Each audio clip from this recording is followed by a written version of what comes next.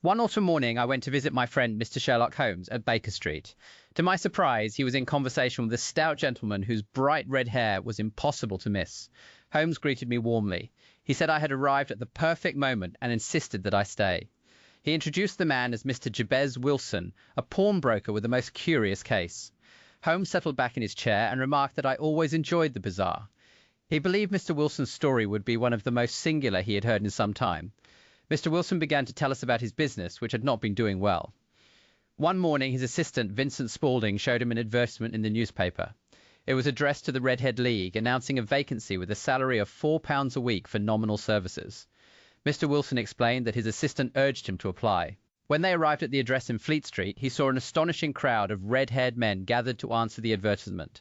Straw-coloured, orange, brick, and fiery crimson, he had never seen so many together in his life. When his turn came, the manager examined his hair closely and declared it perfect. Wilson was congratulated and given the position. The work, however, was peculiar. For 4 hours each morning he was seated in a small office and instructed to copy out the Encyclopaedia Britannica. Day after day he copied page after page. The pay was good, and he continued this work for 8 weeks. Then, just this morning, he arrived to find the office locked. A sign on the door announced that the Redhead League was dissolved. Holmes's eyes lit up with interest. He told Wilson that it was most unusual, and though the pawnbroker might not have suffered a loss, the circumstances deserved investigation.